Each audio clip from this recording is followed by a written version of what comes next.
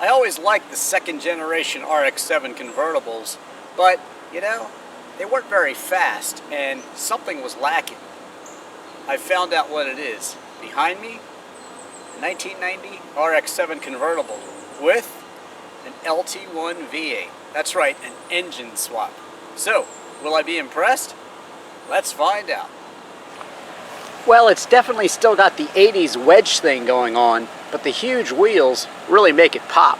It's hard for some people to tell what it is, in fact, but if you look up front, you can clearly see Mazda on the bumper. There's another clue out back if you look really hard. That's pretty slick. It's a Chevy emblem replacing the side marker. Cool. It's an interesting top designed to be a Targa and a full convertible too. It looks pretty good with the top up, but convertibles were meant to be driven with the top down, so let's make that happen. It might not be as easy to use as some modern convertibles, but it is automatic and you can use it as a Targa top too, which is cool. So there you go, looking good, top up or top down. And there you go, Targa top resting in its place, wind buffeter there, and seating for two. Just. This interior has seen better days. They have speakers in the headrest there, but this one could probably use new seats or certainly recovering of the old seats. But typical late 80s, early 90s, you've got the airbag steering wheel, horn buttons on the steering wheel, and you've got all your lighting controls on this side of the steering wheel. There's your turn signals. And here, check this one out. That's the pop-up headlight button. Cool. This being a sports car, you've got numerous gauges. Of course, a very large tachometer right in the middle. Nice speedometer over there. Fuel gauge, temperature gauge, oil, and a voltmeter too.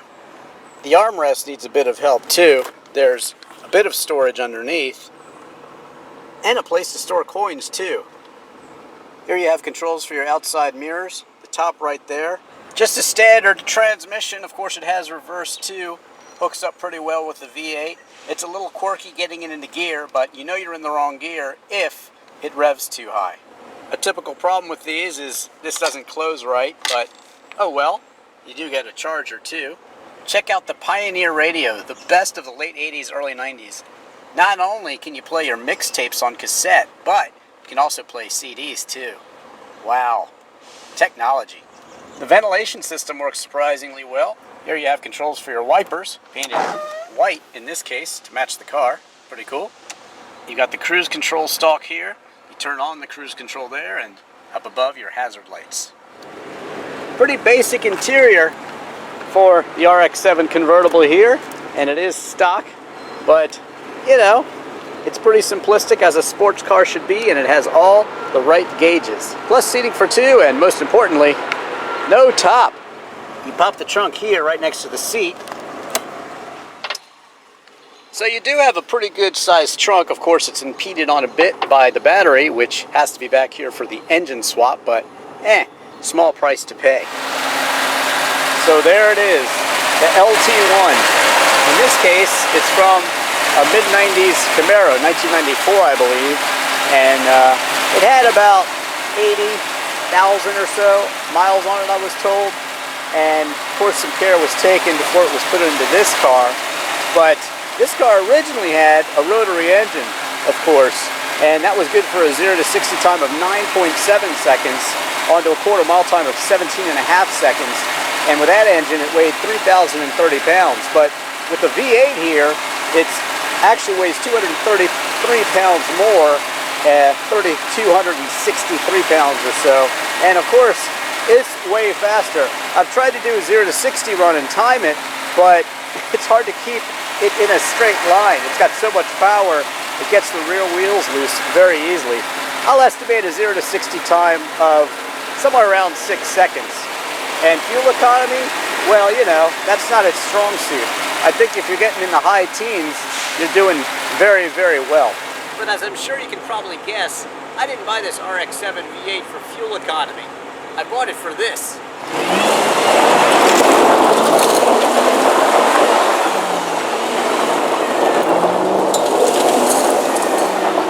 Well, as you can see, this would definitely be an excellent drift car if you wanted it to be. You can definitely steer it with the throttle. Classic sports car handling, front engine, rear wheel drive, heavy pedal for oversteer, and predictable handling, and really quite fun to drive sideways. So it's a really strong, tractable engine, and actually I don't seem to be using too much gas.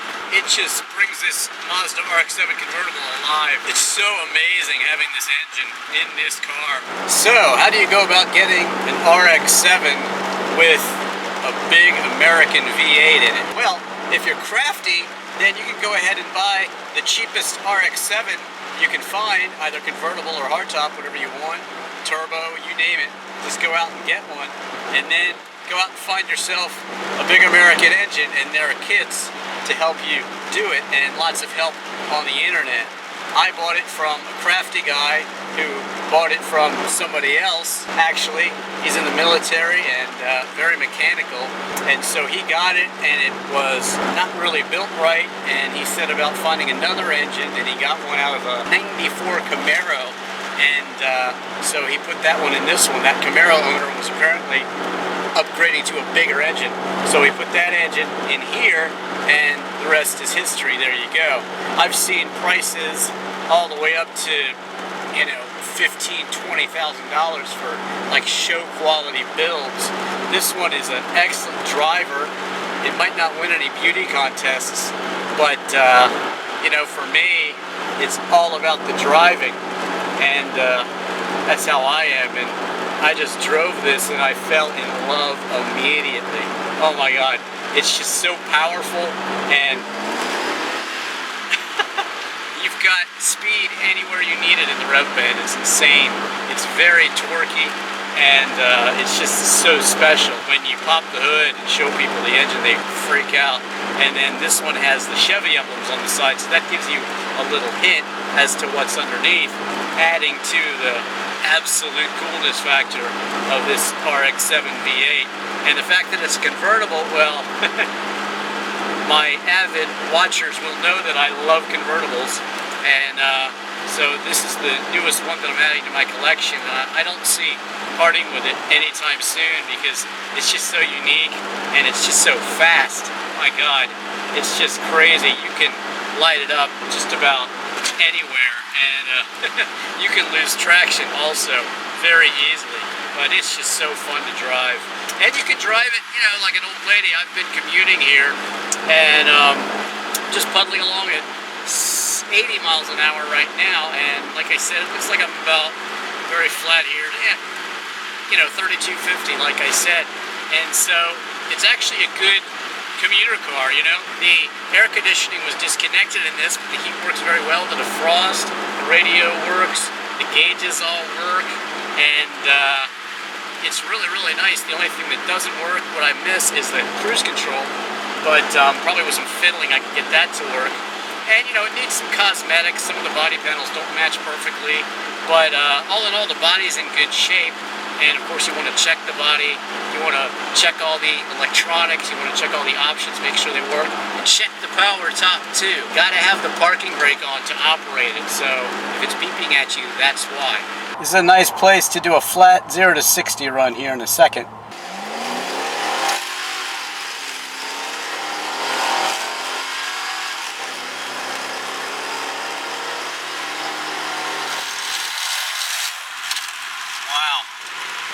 Well, that was 0 to 80.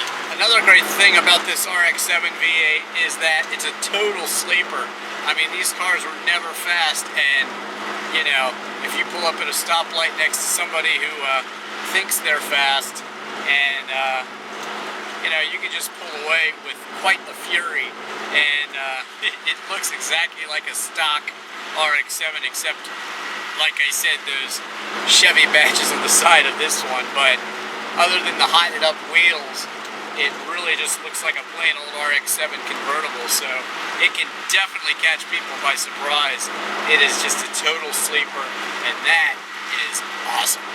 If this car was a woman, she'd be maybe a girl you've known for a very long time, and maybe all of a sudden you hook up and she totally rocks your world like you never saw it coming, and you just immediately are smitten with her and in la love, just like I'm in la love with this RX7 convertible. Checking out the night look on this 1990 RX7 convertible, and there you go, 1990s red. Avid watchers will know I'm not a huge fan of red on the dashboard, but it's a 1990, so it's what you'd expect. And hey, you can see everything very clearly. And also, you should be able to hear me clearly, even though I actually have the top down right now, and now I've got the windows down too. This RX7 convertible is pretty ingenious for the day. It's got that wind buffeter back there that keeps it quite quiet. Plus the windshield is very raked back, so you don't get a lot of noise. You can actually carry on a conversation with the top down and the windows down too. That's pretty good for a 1990 convertible. Good job Mazda on that one. Zoom zoom. So like I said before, the absolute uniqueness of this RX7 convertible really sold me. I've actually always wanted the RX7 convertible, but you know, they're not very quick, 0 to 60 in about 10 seconds, and I like to drive, so this one came along and I was like, oh my god, it is so awesome, and it did not let me down. It is extremely fast, a heck of a lot of fun to drive. I think it looks really cool, especially with those Infinity alloy wheels that are on it, and it handles great, very predictable, just like front-engined rear-wheel drive car should. This RX7 V8 is almost like a sort of modern-day Shelby Cobra, or any of your beast cars from back in the day. It's a hot rod. It was, you know, a Japanese, reliable, quirky, cool convertible, and now with this big American V8 in it, well, it just brings it to that next level. Absolutely amazing, so fun to drive, totally unique. Like I said, I don't see selling this one anytime soon. Don't forget to follow me on Twitter and Instagram. Don't forget to subscribe to me on YouTube. I'm Drivin Ivan.